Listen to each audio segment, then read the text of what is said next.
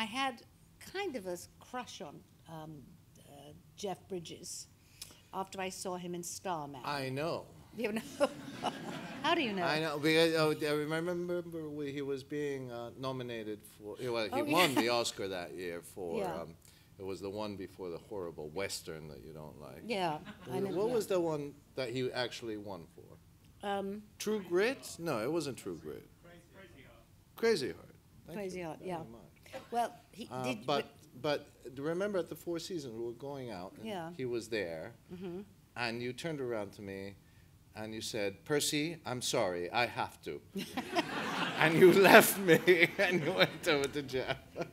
And I went up, and I'd never met him. And as I go up and I say, I just want to say, he said, "Hi, Joan, how are you?"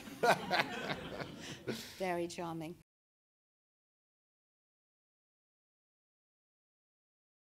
What about the first movie you ever saw? Well, I can't remember whether it was The Bluebird with Shirley Temple, which I think was in black and white and then turned into color, which was an amazing thing, and I was really very young then. Or Bambi, which I saw the other day and made me cry again as much as it did. One of the most, I don't like cartoons, and I remember seeing it as a child and thinking how wonderful this film was. It was an amazing film. I even remember where I saw it. It was a cinema on Regent Street, which I don't think exists anymore. I think it's Ralph Lauren now or something like that.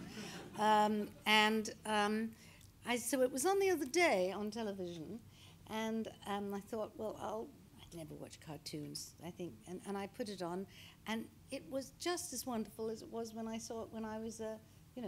It was amazing to go back into the room, and all of a sudden I'd find you in a puddle of tears because Bambi has now become the mother. I know. Right, and it's a beautiful film. Everybody knows what happened to Bambi's mother, and we won't talk about it right now because it hurts a bit still. And then afterwards, shortly after that, another one that I remember very well, and I remember actually queuing up to see this one in Brighton, because we were evacuated to Brighton, was Yankee Doodle Dandy with James Cagney.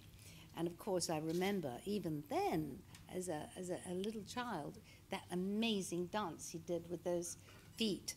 And in actual fact, I didn't work with James Cagney, but I did appear on the stage with him in something called Night of 1,000 Stars, or was it Night of 100 Stars? 100, yeah, it was. Night of 100. Inflation now makes it 1,000. But. Night of 100 Stars in New York, 100 years ago. Anyway, that was a really good film. And then from then on, it was all I could do was go to the movies as often as possible and write off to movie stars as many times as I possibly could, and just get those autographed pictures coming through the letterbox. It was really exciting, and I remember, who did I get? I got people that you wouldn't even remember. Peggy Ryan, Donald O'Connor, Gene Kelly. Gene Kelly sent me one.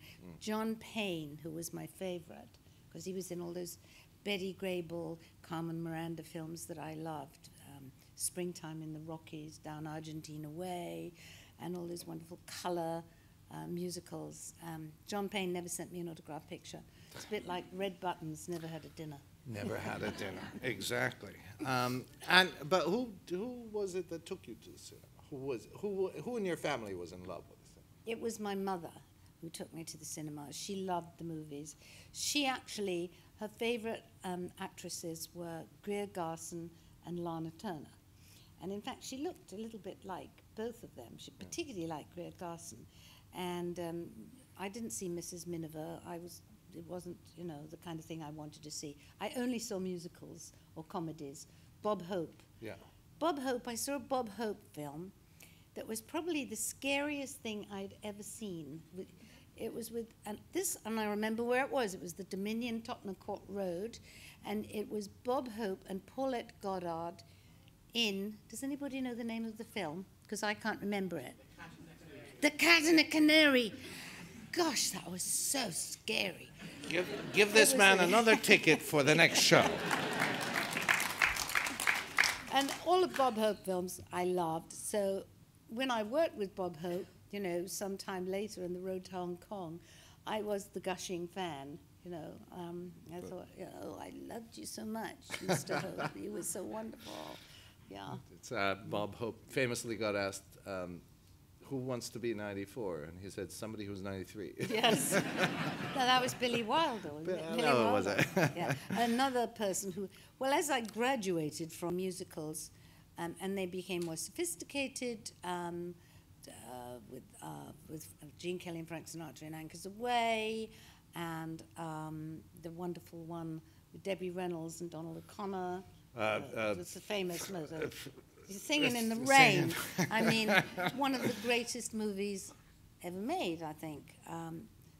I've seen it probably 15 times. I just see movies over. People say to me, oh, did you see so-and-so on television? I said, no. Well, what did you do? I said, I watched Double Indemnity again for the 15th time. I'd much rather see a movie that I've seen Well, but over there's a and lot again. of modern movies that you're in love with as Yes, well. I mean, well, no. last year, one of your new Yes. classic favorites was... The one with the two of them dancing. Yes, Just La La forgotten. Land. La La Land. I love La La Land. I think I've seen it 3 times. Yeah. And I think the critics were kind of unkind to it, really, because they said, well, they're not Gene Kelly and Sid Charisse. No, they're not. And they're I very often- good actors who are doing a really good job. I often see you pausing, you know, when you're flipping through channels endlessly.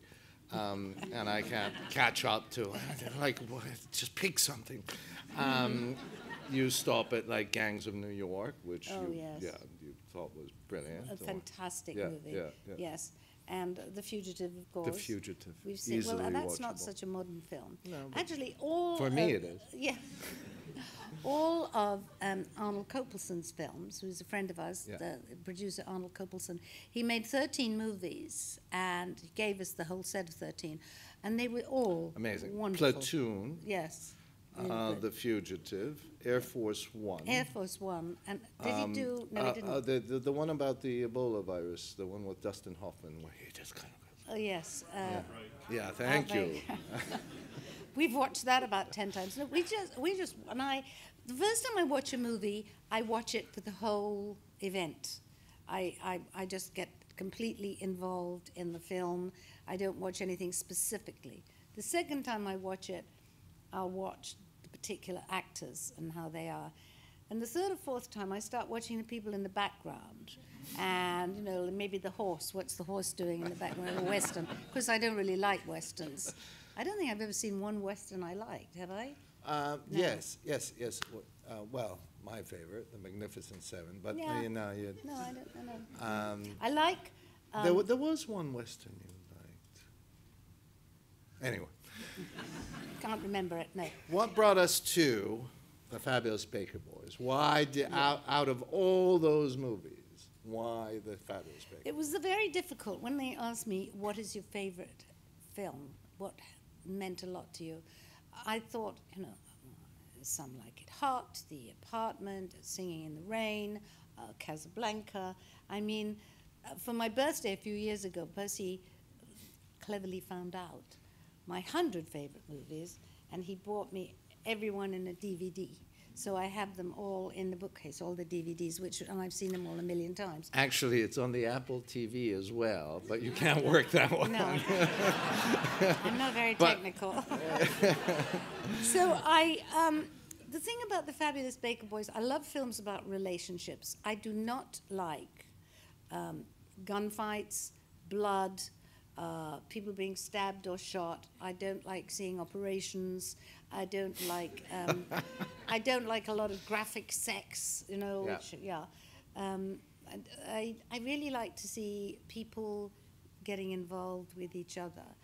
And I had kind of a crush on Jeff Bridges after I saw him in Starman. I know. You know? How do you know? I know, because I remember he was being nominated for, he won the Oscar that year for, it was the one before the horrible Western that you don't like. Yeah. I know, What was the one that he actually won for? True Grit? No, it wasn't True Grit. Crazy Heart. Crazy Heart, yeah. Very much. Well, he did. But But remember at the Four Seasons, we were going out, and he was there, and you turned around to me, and you said, Percy, I'm sorry, I have to. And you left me, and you went over to Jeff. And I went up, and I'd never met him. And as I go up and I say, I just want to say, he said, hi, Joan, how are you? Very charming. Yeah. Anyway, so, and that was probably because of that, because of Starman and a couple of other things that I saw him in. And I just thought that he was, and Michelle Pfeiffer had the best chemistry together, the best erotic, sensual, don't touch me, but I really fancy you kind of thing that I've ever seen in any movie. And that's why every time I watch it, I watch that relationship between them grow from the first time she comes in to do her audition, and she says, I guess I'm too late. And he's there with a cigarette, and you know he's casing her, and he sees her, and he kind of thinks she's... Well, we should ask one question. Oh, yes. How many people have seen The Fabulous Baker Boys? Okay, the rest of you might want to walk out now while we're talking. Well, how many of you haven't seen? Just cover your seen? Ears. Oh, good. Oh, good. There's lots that haven't seen. What? Sorry, cover your ears. Yeah. Yeah, but so I mean, spoiler alert, because we're talking about a few. No, it's not spoiling. I'm not talking about the ending, which always makes me cry. Oh, the ending. Oh no, please, no, ask her, cut back. The beginning is classic. I mean, when the most beautiful girl lying in bed, half naked, and this guy in his, tuxedo getting up, and obviously it's dawn. But we won't give you the punchline. Okay. No, I'm going to give you the punchline. But it's great. It's a good punchline. Yeah. I mean, no, but Jeff is so cool. He is the coolest of the cool. Yeah. And when he smokes cigarettes, and when Beau, his brother Frank, says, you smoke so much, you smoke, your hair smells of smoke, the dog smells of smoke, your suit smells of smoke. And he looks and he says, Frank, do you have a problem? And it's just like as he blows out yet another bunch of smoke. Anyway, this is the whole thing about this film. It is a perfect film. Yeah. She is superb, Michelle Pfeiffer. Her singing, making whoopee on the piano, brilliant. Which is she one of the best scenes. One of the best musical numbers I've ever seen. And apparently, she worked and rehearsed for months. Because she's not a singer, but all of her songs are. It's a great soundtrack, by the way. Yeah. You can buy the soundtrack of The Fabulous Baker Boys. It is her own voice in the movie. Yeah. It is them actually playing in the movie. Yes. There is nothing fake about this movie. No. Even the fight. Indeed. Yeah. Even the fight. Yeah.